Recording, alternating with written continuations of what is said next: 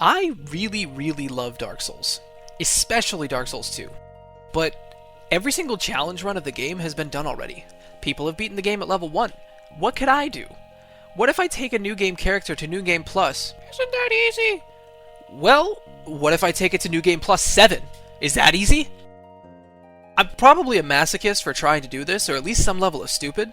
I chose Dark Souls 2 because I know it the best and I love it the most. I know it's not the most popular, I do like it the best. Unfortunately, I'm not very good at Dark Souls, so we're going to see how this goes. To set up this playthrough, I needed to do two things. I need to get a new character up to New Game Plus 7, and I need to collect 0 souls. This is impossible without cheating.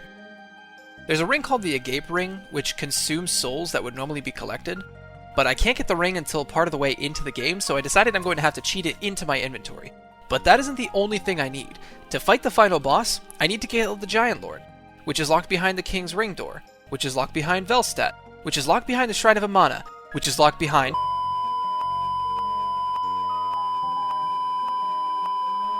So cheating is my only way over the Shrine of Winter.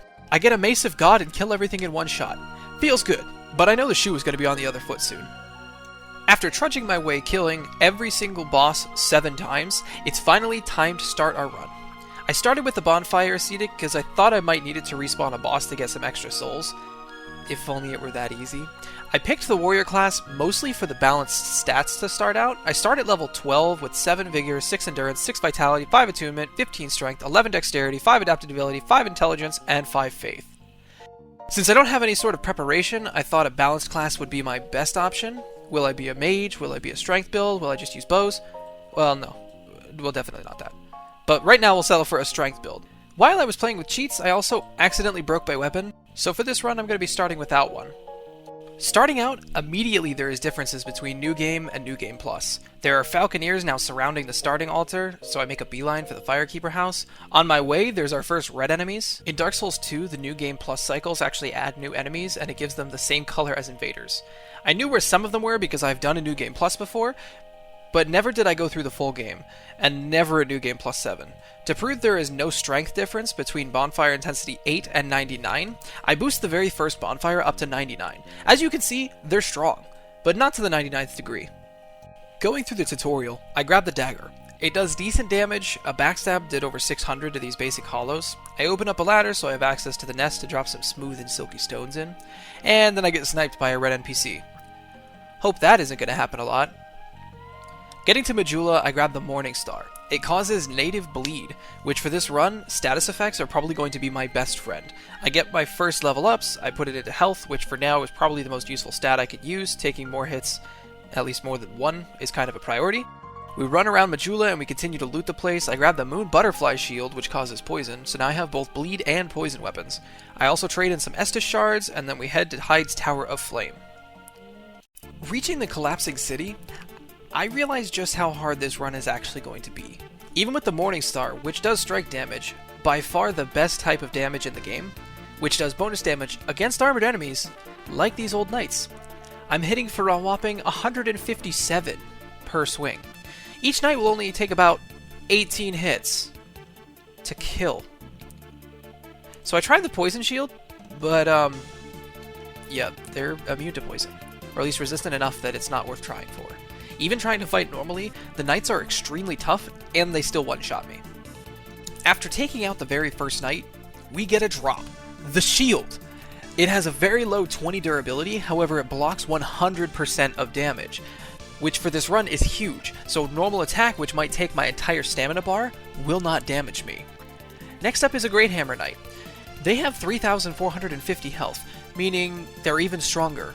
I attempt to block, but it was in this moment that I realized I can't properly wield this shield, and I get whacked for a good chunk of my health bar. Stagger, and then die. I grab my souls and then I go level up. After the level up, I still can't use the shield fully, but it is better. I go back to the Tower of Flame and I try to start running past all the enemies because fighting them is just useless. This choice is extremely risky because it pulls every enemy and their brother after me. And I die. After a couple of runs, I'm able to make it into the boss room and I use gravity to kill him, since it hits a lot harder than me. And yeah, over 12,000 HP! This is starting to look like a really bad idea. He does give me a delicious 48,000 souls, and then I light the bonfire and get killed by a red NPC I forgot about. I'm starting to see a trend with all of this. I head back to Majula and use those souls to level up, going from level 18 up to level 41. I go up to 14 Vigor, 9 Endurance, 27 Strength, and 18 Dexterity.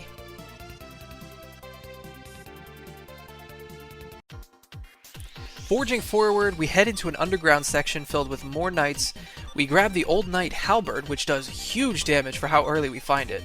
We go deeper and find a Cian, which I backstab, which does a huge 300. So we skip fighting him and we open the chest he was guarding. The chest has a Sublime Bone Dust, an item which allows us to make our Estus heal more with each use. Lighting the next bonfire, we head back to Majula to try out a different direction. I learned that there's new mimics in New Game Plus. Great! I use my poison shield and I'm able to get his health ticking. He used this attack that I've never seen before, where he just stands up and falls down. Never seen that before. It's weird.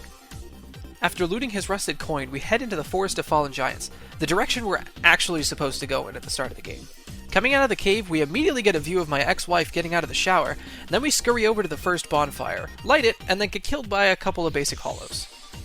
In the forest, there is a ton of random hollows with just random weapons. I backstab as many of them as I can, since it does the most damage per attack, but then I get killed by a longsword hollow. I decide to try to sprint through them instead. I make it nearly through, but then get sniped, and spawn back at the bonfire. Undeterred, I try again, this time making it into the tower and lighting the bonfire.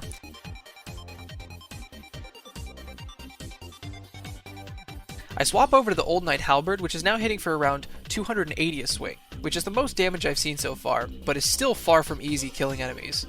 Trying to reach the first boss of the area, I get absolutely wrecked by these enemies. Slipping past all the enemies, I open up a shortcut door and then head down to fight the giant. My first try goes about as well as you would expect. I get one shot by a swipe. I try a couple of different strategies. Status effects are probably going to be the strongest early game. Using the butterfly shield, I finally get him poisoned, and yeah, that's how much damage it did to his health pool. About an eighth. So I swap back to the Old Knight Halberd and just stop trying to poison him with the shield. It's too slow with too low damage to be useful right now. Halfway through the fight, he rips his arm off. For some reason. Keeping my distance and diving in when opportunity strikes, I eventually bring him down. The actual first boss of the game. This is going to be harder than I thought. The giant gives us 40,000 souls, which we use again to level up, bringing vitality to 11 now, strength up to 28, dexterity to 23. We're starting to have enough stats to wield most weapons in the game, so things are looking up for the run. We use our last little bit of souls to buy the mace, one of the best weapons in the entire game. Heading back into the Forest of Fallen Giants, this time we go to try to fight the Pursuer, my absolute favorite boss in the Dark Souls franchise.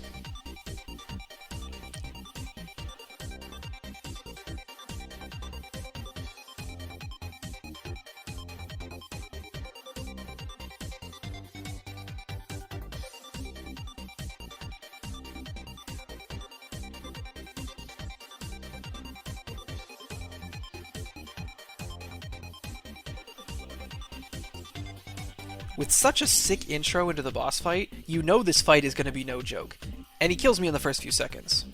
But it's okay, because I love to fight him. Oftentimes I would find myself getting hit with him when I don't expect him to. His reach seems a bit longer than you think it would be in these attacks. I tried different armor sets, I try one-handing, I try being human so I have a bigger health bar, I try upgrading my mace to do more damage, I try everything to get past this guy. Rolling under swings, dodging past swipes, getting my licks in when I can, this battle is more of a battle of attrition than skill. Baiting out certain attacks, I can get a couple of swings out, then back off and wait for the next chance to strike. Dealing about 200 damage per swing, it takes a while to knock down his 11,500 hit points. Taking just over 4 minutes of fighting, the Pursuer fight is not a slow fight. With constantly dodging, managing my stamina bar, taking shots when I can, this fight was actually what delayed the video. I spent 2 weeks on this fight alone, which is about the time span that I try to have videos done in. After finally defeating him, I set down my controller and I took a strong breath of relief.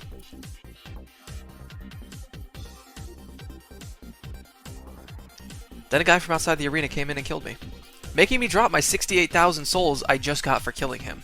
Fortunately, I was able to go acquire my souls back that I had dropped. I dropped down then from the boss room and grabbed the Dranglek armor set, which has very, very high defense for how early we get it, plus it comes with a shield. Going back to Majula and spending my souls, I go back to the Pursuer's boss room once again. This time I go and ride a bird to the Lost Bastille. Entering the Lost Bastille this way, there's 2 chests for me right when I land. One contains 2 human effigies, and the other contains a dull ember. Looping around and collecting all the shinies, I find a silver serpent ring which gives me more souls from the monsters, and another Pursuer. He does this sick jump attack I have never seen him do, and then he curses me. Great. I decide to go a different direction for now and battle a giant Yoda. These dudes are so tanky, and getting past him was a chest and a Lucatiel. Lucatiel is arguably the best NPC summon in the game. Arguably. Trudging through all the Yodas, we roll Will Barrel down and it explodes. It does nothing and it uselessly bumps against the wall. I throw a firebomb and the barrel blows open the wall and inside is a bonfire. And a new blacksmith. Giving him the dull ember, he now offers us his services. He sells large titanite in an infinite supply, which lets me upgrade my weapons to +6, and I got my mace up to +7. Attempting to continue moving forward, the Royal Swordsmen become my next major hurdle. There are several of them guarding the next boss door, so I decide to take a step away from the Bastille and head to Huntsman Copse. Rotating the room, I go down a tight stone hallway and then move along the cliffside. The enemies here aren't incredibly dangerous, but they are a bit stronger and faster than the Forest of Fallen Giants, but they're still pretty easy to take down. After trying to just run through the area to reach the boss room, I realize that it's just not going to happen. So to help me start killing them, I summon my first NPC. Good old Bashful Ray. He is an absolute monster. He uses a large array of weapons, heals himself, and has a pretty beefy health pool. After killing a red NPC, we head into the boss room. This is the Skeleton Lords. There's 3 of them, but they only have 1 health bar. They actually go down without too much trouble, taking only a few attempts. Bashful Ray was a massive help, keeping a lot of the pressure off of me while I targeted the bosses. Leaving the boss arena, I head back to Majula to use my souls for levels. Bumping Vigor up to 23, Endurance up to 15, and Strength to 34. Heading back out, we go to Harvest Valley. Harvest Valley is full of poison and skeletons. In the first poison pool, there's plenty of loot. Making my way up to the next poison pool, there's a couple of desert sorceresses and then a bonfire. This bonfire is one that we fight the boss out of, so running past all the enemies, we run into my ex-wife, the Covetous Demon. Just like my court cases against her, I do very little damage, but her attacks are really just flopping around like an undignified beach whale. She kills me with a lot of janky hitboxes. A lot of times. Like, it makes me sad how many times she killed me. I try to use a couple different weapon types. I try the poison shield again, I try the old knight halberd. This boss just is giving me a really hard time. In normal playthroughs, this boss is an absolute joke, but this time I swear it's probably the second biggest hurdle of this run. The demon has 16,000 hit points, so poison really isn't even an option because it does just over 1,000. Even with the old knight's halberd, which is hitting for 500 a swing, it just doesn't work out for me. So, having hit an absolute brick wall in the form of my ex-wife, I decide to go free Rosabeth from her petrification instead. I give her some new clothes and she heads back to Majula. I then go past where she was petrified and there's a basilisk right on the other side of the door that she was guarding. Running past it, I light the bonfire and then start to run to the next. We get stoned, but then we reach the bonfire. The goal here is to get the Black Knight Halberd, which is one of my favorite weapons in this game. It does better damage than the Old Knight Halberd, and it does both physical and fire. Since the Covetous Demon is weaker to slash damage, it's probably one of my better options. Probably. Staying in the Shaded Woods, I loot the area as much as possible, and then I try to fight the area boss, Najka. She casts Soul Spears and Homie Soul Mass. When she gets close, she swings her scythe or her tails. Man-Scorpion Tark is a huge help for this fight. He takes the attention while I lay into her. Unfortunately, I can't really win this fight. Part of the inspiration for this video was actually the Backlog's challenge of one-hitting all the bosses in Dark Souls 2, and Najka was a stonewall for almost every single runner. In my run, she has nearly 19,000 hit points. So, I can kind of see the issue here. I decided to go start looking for ways to improve my healing, collecting shards and sublime bone dust. Talking to Kale, he gives us the key for the mansion in Majula. Heading inside, I learned that in New Game +7, there is a ridiculous amount of skeletons. Like, literally, look at this. Why? Why do this? What does this serve? Whose skeletons are these? Why were they locked in the mansion? Is this Marilyn's mansion that I've been hearing so much about? Anyway, I poison infused my Morning Star, meaning it now does both bleed and poison. I upgrade it to +7, which matches my mace. Going back to my ex-wife with new weapons in hand, I get killed again.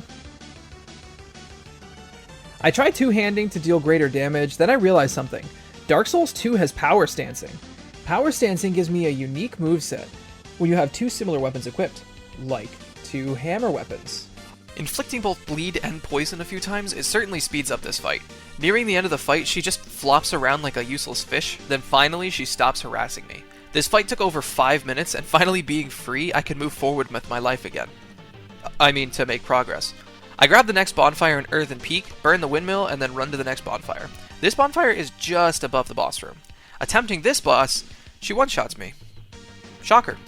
So I go back to the Lost Bastille and try the Ruined Sentinels again. Using a mace, because it does strike damage, the first one goes down without too much trouble. But after killing the first, the two team up and battle together. I lose Felicia and then find out that my sorcerer has hopped down from where it was safe and is now getting the absolute tar beaten out of them. I can beat one of them alone, so I really just need to power through one while I get the other distracted. And now I'm fighting both of them with a third of their health bars left. Yeah, I didn't win that fight, but it was actually a really solid first attempt. Trying again, Felicia gets wrecked by the first sentinel, and then the other two just sweep us. I lost to this boss so much that I ended up running out of humanities, meaning I can't even summon anything anymore. So I do the only logical thing and throw myself down a pit. In the pit, I grab a bonfire, and then I head down deep. So deep that I reach the bottom. At the bottom, there's two red NPCs. One is throwing lightning spears at me. I run down the tunnel past all these exploding hollows, and I drop down some wooden scaffolding and get into the gut. And into the gut. Into the Grave of Saints to fight some rats. Returning back to the Sentinels, it goes really well. Nah, just kidding, I get killed again. Now completely out of humanities, I go commit some sins. Going back, the Sentinels still sweep me. Running out of humanities again, I found the best place to farm them is just outside the blacksmith bonfire. These couple of dogs drop them at a decent rate. This one's gonna be a politician.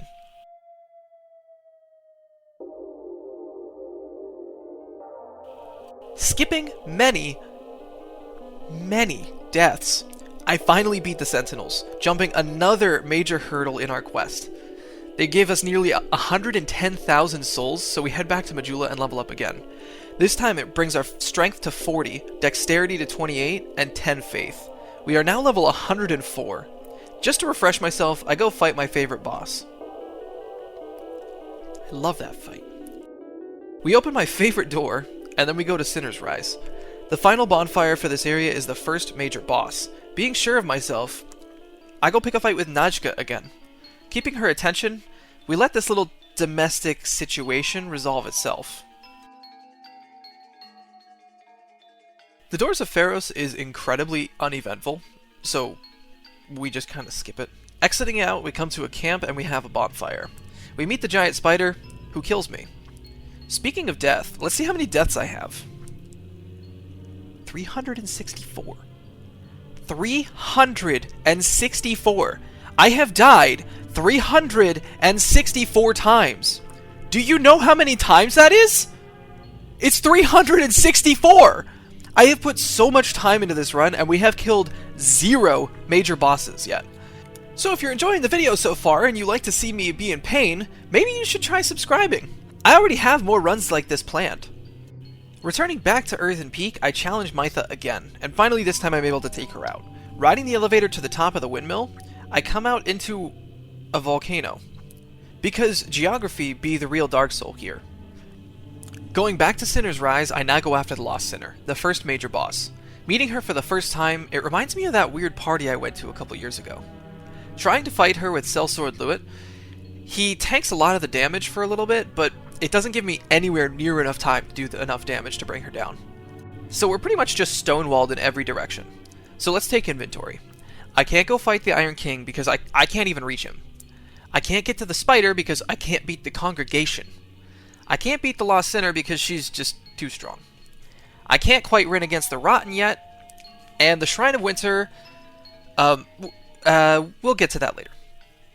Without any really options for what to do, I do the only thing that's left for me. Grind. I grind so hard, I forget everything. Forget why I was doing this challenge. Why I wanted this for myself. why I do this to myself. And oh, I have 600,000 souls now. It was at this point that I remembered that leveling adaptability also gives me more iframes, so I put 5 levels into it. I raised my intelligence to 20 and my vigor to 36. It always feels good, like dropping a huge chunk of souls in for a bunch of levels, and hopefully this grind will give me what I need. Prepping for a new build, I ready my Pyromancy Flame and Poison Mist. Do I really need to explain what the spell does? Well, you have your mist, and it's poison, and when you breathe it in, it poisons you. I freeze trade so I can go trade him for Toxic Mist, which is even better than Poison Mist. And wait, I need the Royal Rat Vanguard soul? Crap! Going back to the Grave of Saints, this rat boss fight is a really annoying one. It's literally just a huge group of rats. After killing off a couple, the actual boss shows up. He's a rat, but he's got a little mohawk and a little aura. This fight is more another battle of attrition than anything. Looking for an opportunity, dive in, hit a two, and then back off and heal. After a bit he goes down, and then the other rats flee from their new rat king. Returning to Strayed, I now grab Toxic Mist. Testing it out, the Toxic ticks way faster than Poison. It should be a huge help. Using both Poison and Toxic Mists, it does a total of 2,475 damage, which is massive compared to a couple hundred swings. Feeling re-energized from the grind and the new spells, I head back to say what is currently the easiest boss, the Rotten. I never went and got the bonfire closer to the Rotten, so I had to actually do a full sprint through the whole Black Gulch every single attempt. Trying Toxic and Poison, I figure out really quickly that it's too slow to cast this spell in this fight. Getting better with all the attacks and dodging most of the swings, I make much better progress than last try. I start to play with different weapons and armor. I also settle on the Black Knight Halberd. The extra damage seemed to be a little bit more effective than the Poison Morningstar. And also Naked. Naked helps. Without any armor on, I move a little tiny bit faster, which helps me to get away from some of his attacks. His regular attacks are really easy to dodge at this point, but his big explosion attack was a serious problem. It would constantly catch me from way further away than I think it would. But finally, bringing him down, he gives us a massive soul dump of 244,399 souls. Using the souls for more levels, we're now at level 167. While it's not quite the same level that I expected us to be at for New Game Plus 7, we actually have some stats that we can take some hits. Not everything one-shots us. This is the turning point. This is a new chapter, where we aren't cowering behind summons. We take the battle to the boss, dueling to the bitter end. With one of the major bosses dead, I now set my sights on the next hurdle, the Lost Sinner. Trying to attempt the boss, I actually farmed the Abominations and the Flexile Sentry out of existence. Using Lucatiel and Sellsword Luet, they draw all of her attention, and I go after the two Pyromancers that join in to balance this fight out. Using the strategy of putting the Pyromancers down myself and then rejoining the fight, I really wanted Lucatiel to survive this fight. As one of my favorite Dark Souls characters, I felt like I should really try, but these bosses are just far too strong for that. This time, playing it much safer, I was able to take her out, netting us a second of the major bosses. I head to the Iron Keep now, and first thing, I need to reach the boss. The Iron Keep has arguably the easiest of the major bosses, but getting to him can be a serious challenge. The Knights and Captains are a serious threat. They're quick, they're armored, and there's a lot of them. Making it halfway through the Iron Keep, there is a Smelter Demon, a boss who is significantly stronger than the Iron King. So, nah, I'm not gonna. Moving further ahead, we get just before the bonfire, and there's a huge problem. There's a red NPC. And for some reason, this dude is super dangerous. His hammer hits really, really hard, he can roll, and he's tanky. I run past him and I get the bonfire just in case he kills me. Dropping back down, I use the tried and true method of poison and run away strat. After killing him, I head down the ladder to the... Is that 280,000? I guess I'll just hold on to them. Choosing not to summon for this fight, will this decision hurt me? Probably not. He only has a few attacks that are actually dangerous, but he is really slow and all of his attacks have plenty of wind-up time, so I have plenty of time to get away. Each time he attacks, I swoop in for a couple of swings and then back out. I first tried this major boss. That's pretty cool. It's also the only time it's going to happen. Going back to Majula, I now have over 600,000 souls to spend. I now hit level 192, and I'm actually getting close to my finished profile, which is at level 225, and also only 20 hours. Going back to Brightstone Cove, the spiders again. Going through here, I encountered a weird bug, or maybe a feature, where the lingering flame spell just doesn't work. Like, I cast it and it just gives up. If anybody has any idea why this is, let me know down in the comments. Going after the congregation again. This fight I have to be really patient and not get sniped by the lightning spears. Second attempt I tried poison, and this actually works really well. The small health pools of the congregation meant I could effectively remove the majority of the enemies with a single poison mist. The magus goes down with a second poison, and that leaves just the 2 priests. Deacons? Either way, they go down extremely easily. Trying to run past everything to reach the spider, I learned something. I don't win against 25 spiders. Move over gorilla versus 100 men, 25 spiders versus 1 guy.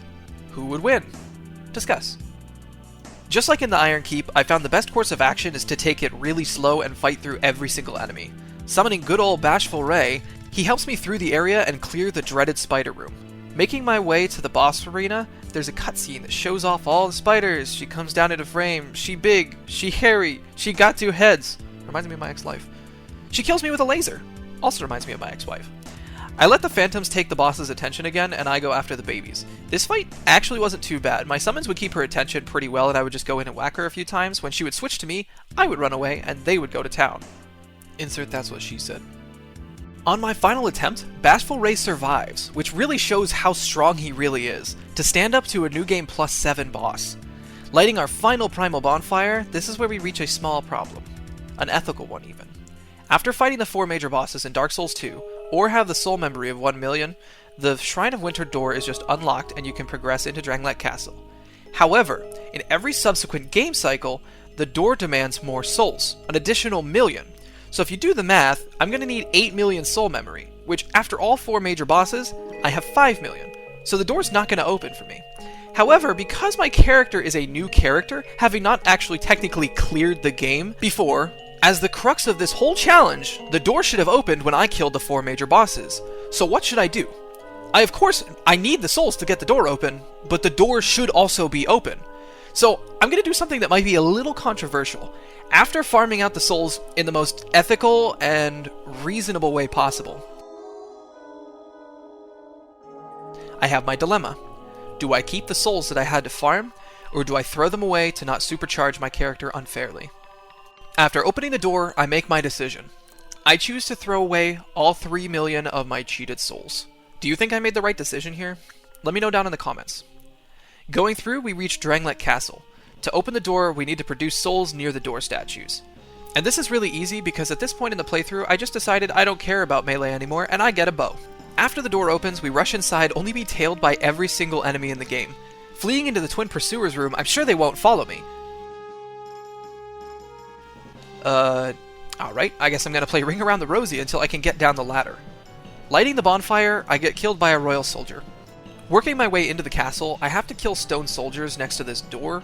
Easy peasy. Then, charging up through the castle, I light the next bonfire. Then I meet the queen. Then we fight the first boss. This boss is familiar, but this time, there's a black one too. The black one stands up high and shoots his bow while the red one engages up close, allowing Pilgrim Belclair to land some heavy soul arrows and soak up some attacks. I charge over and draw the black one, and then he chooses to attack with his halberd. The red one then comes after me too, so I let Belclair pepper off soul spears while I dodge and the red one goes down. The black one only has half the health, or at least 3/5 of his health, so he goes down easily and we first try this boss too. Traveling deeper into the castle, we unlock the elevator, fight a 2-headed horse, and hide from some scary pyromancers. Taking the elevator up, we get a surprise in the form of a red NPC. Sneaking around, I grab the key from the chest that's behind him, and that opens up the next boss door. This boss was actually pretty tough. He shows a clear power spike that holds up through the rest of the game. Using Ashenite Boyd, I'm able to poison him, and midway through the fight, he starts to summon some NPCs, but they go down pretty easy. After taking him out, I focus on the boss again, and he too finally goes down.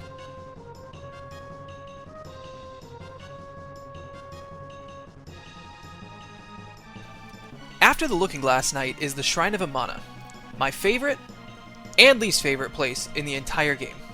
The first half I was able to just completely sprint through and ignore everything, but the second area, that's a completely different story. The second bonfire leads to the largest area in the shrine. We get mages that fire a very long-range tracking soul arrow, and we get archdrakes that hunt in packs. We get that, we get this... Wait, no, roll it back.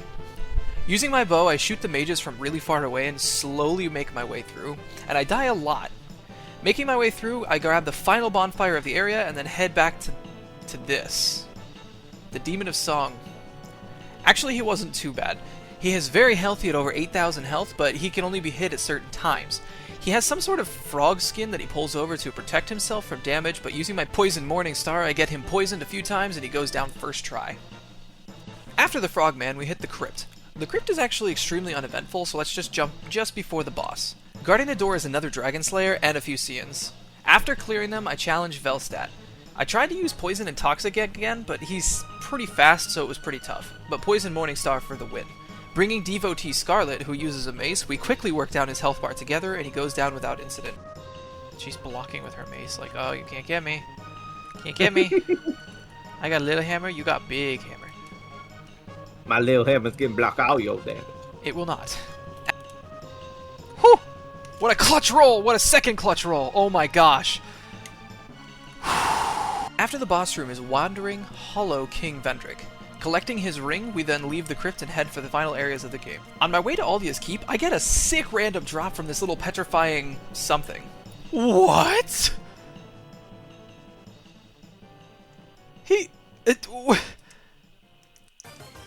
This little rat thing just dropped me the Black Knight Greatsword.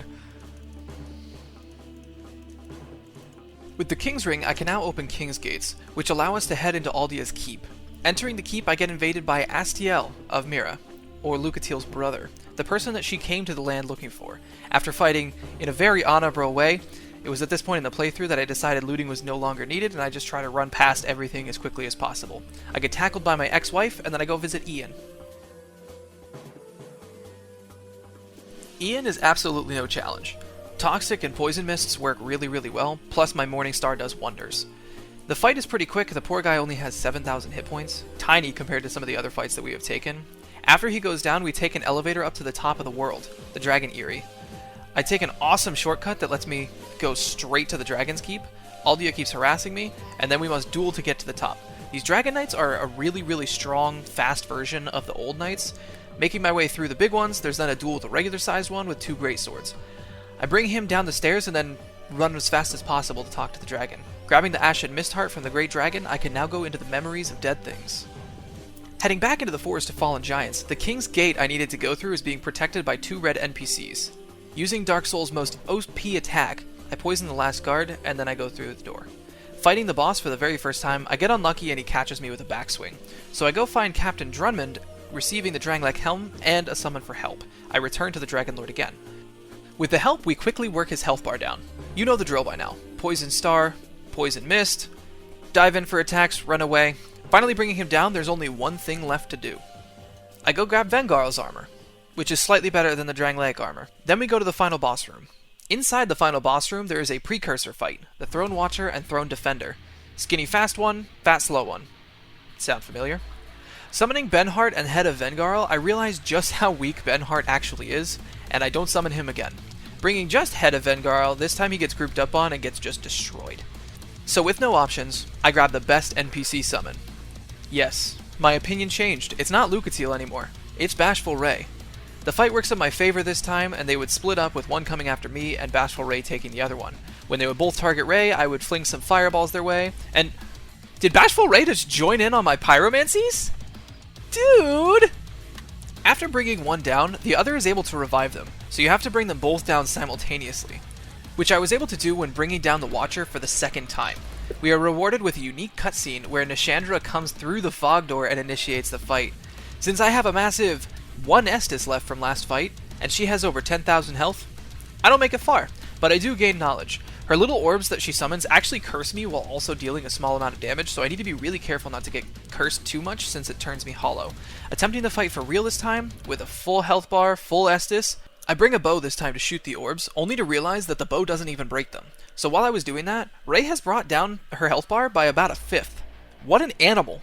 I keep my distance and I lob pyromancies at her while Ray gets just absolutely thrashed. Ray dips out and heals, chucks fire, and then gets cornered, and then gets blasted with a laser.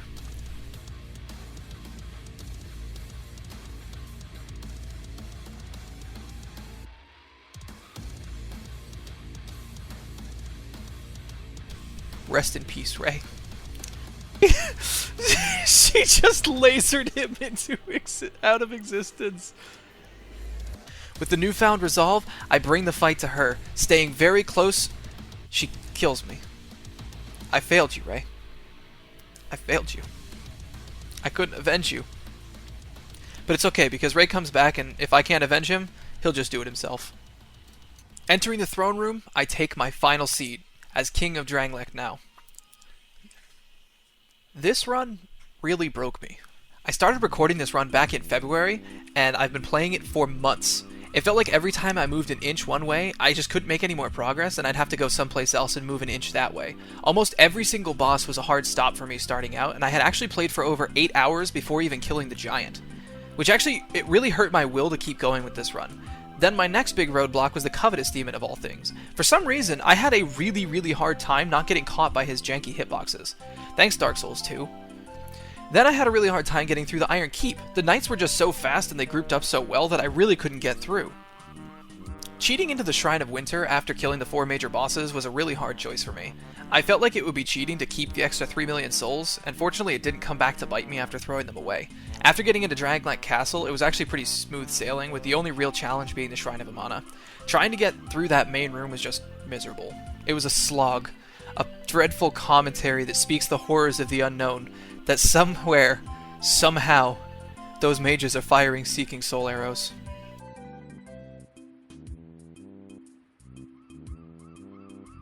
This run took a total of 52 hours, but I know the real question that everyone wants to know. How many times did I die? For comparison, my completed file that I currently have, where I'm in New Game Plus and played for 25 hours, I died 90 times. 90! This run, I died 622! 622! That's literally 7 times more! I'm at least slightly lower level than my completed file, somehow, but this run was actually a huge challenge and I felt like such a beast after finishing it, especially after I checked my total playtime. If you try to take up this challenge, don't do this to yourself. It isn't worth it. It will make you question your sanity. But at least there is a silver lining. Dark Souls 1 and Dark Souls 3, they don't get stronger up to +7. Oh no. Oh no. No, God! No, God, please, no! No! No! No!